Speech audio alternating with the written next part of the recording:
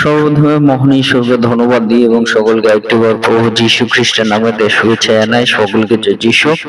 আসুন আজকে আমাদের যে আলোচ্য বিষয় তা হলো সর্বশক্তিমানের নিঃশ্বাস, অর্থাৎ ঈশ্বরের নিঃশ্বাস।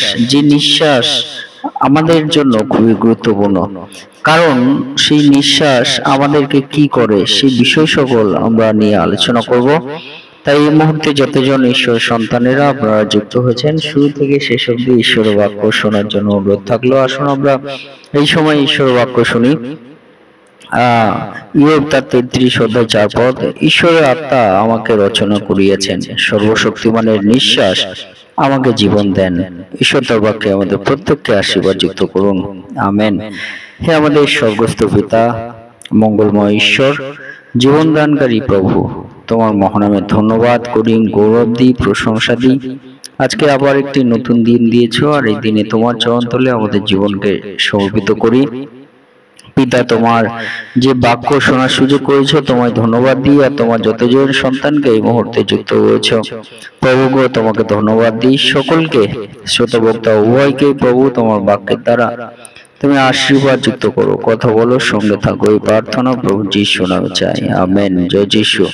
আজকে আমরা দেখি আমাদের পিতা ঈশ্বর, তিনি আমাদেরকে যে বিষয় বলেন যে ঈশ্বরের আত্মা আমাকে রচনা করিয়াছেন।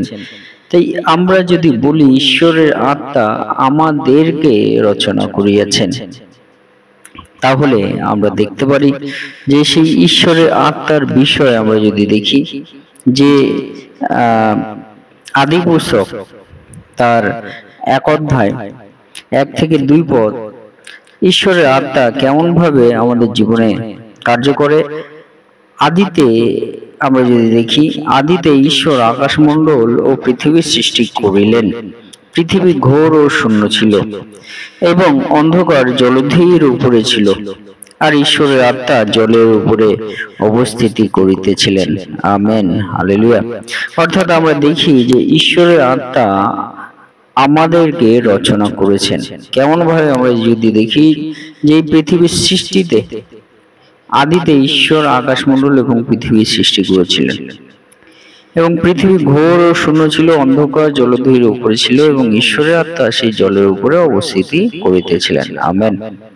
আর আমরা দেখি যে ঈশ্বরের আত্মার অর্থাৎ সেই পবিত্র আত্মার বিষয়, যেখানে পবিত্র আত্মা জলধির উপরে ছিল, অর্থাৎ ঈশ্বর যে সৃষ্টির বিষয় সকল, সেই সৃষ্টির বিষয় সকলের মধ্যে দিয়ে আমরা আত্মাকে আমরা দেখতে পারি, যেখানে আত্মার উপস্থিতি আছে। অর্থাৎ ঈশ্বর যা কিছু সৃষ্টি করছে শুরুতে, সেই সৃষ্টিতে কিন্তু আত্মার কার্য সেখানে আছে, আত্মার উপস্থিতি সেখানে আছে। তাই আত্মা ছাড়া আমরা কখনো গঠন হতে পারি না, আমরা কখনো রচনা হতে পারি না, আত্মা ছাড়া আমরা কখনো সৃষ্টি হতে পারি না।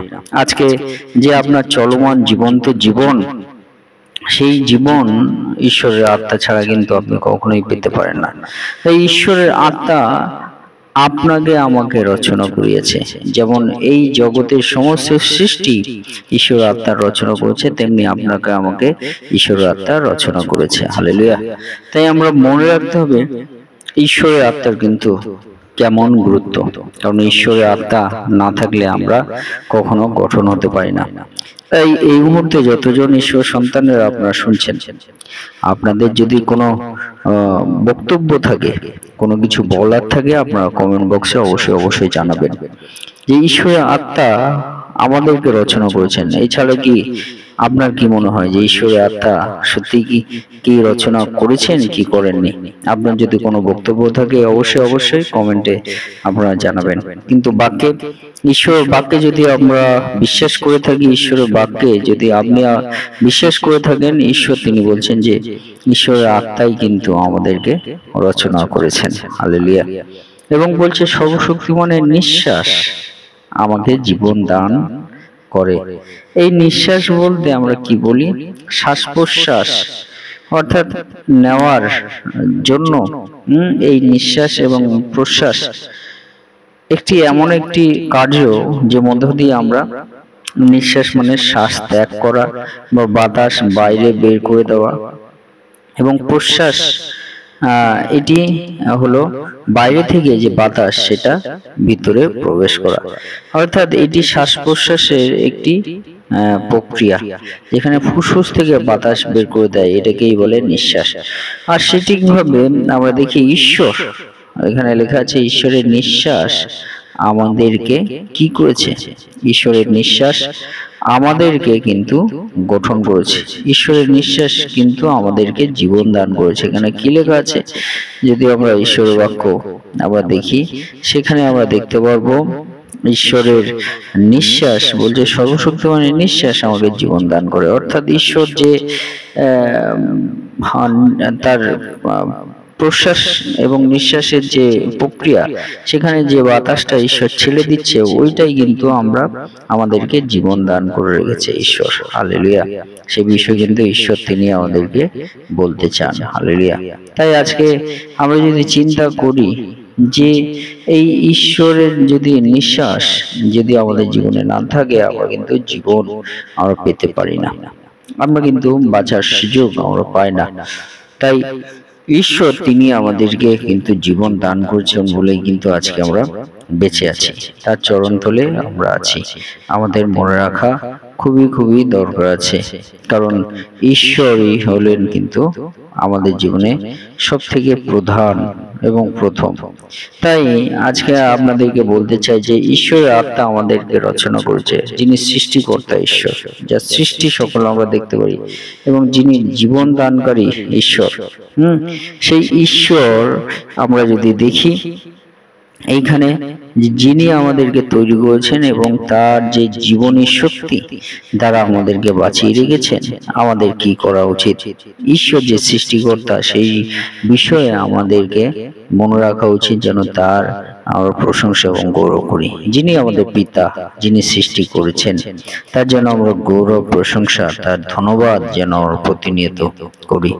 এবং যিনি আমাদেরকে জীবন দান করেছেন, তার সেই ঈশ্বরের প্রতি যেন আমাদের জীবনকে আমরা নির্ভরতা করে রাখি। হালেলুয়া। আমাদের নির্ভরশীল যিনি আমাদের জীবনে, আমাদের জীবনের নির্ভরশীলতা যে ঈশ্বর, আমরা ঈশ্বরের প্রতি যে নির্ভরশীলতা, সেই জন্য ঈশ্বরকে যেন আমরা প্রতিনিয়ত তার ধন্যবাদ করি, তার গৌরব করি, তার মহিমা করি। ঈশ্বর তার বাক্যে আমাদের প্রত্যেককে আশীর্বাদ যুক্ত করুন। আমেন। হে আমাদের স্বর্গস্থ পিতা, তোমার নাম পবিত্র বলিয়া মান্য হোক। তোমার রাজ্য আসুক, তোমার ইচ্ছা যেমন স্বর্গে তেমন এই পৃথিবীতেও সিদ্ধ হোক। আজ আমাদের প্রয়োজনীয় খাদ্য আজ আমাদেরকে দাও, আর আমাদের অপরাধ সকল ক্ষমা করো, যেমন আমরা আপন আপন অপরাধীকে ক্ষমা করিয়াছি। আর আমাদের পরীক্ষাতে আনিও না, কিন্তু মন্দ হইতে রক্ষা করো, কারণ রাজ্য, পরাক্রম ও মহিমা যুগে যুগে তোমারই হোক। আমেন। এই মুহূর্তে পিতা ঈশ্বরের প্রেম এবং প্রভু যীশু খ্রিস্টের অনুগ্রহ এবং পবিত্র আত্মার সহযোগিতা যুগ থেকে যুগান্ত পর্যন্ত আপনাদের সকলের সহবর্তী হন। আমেন। জয় যীশু, জয় যীশু।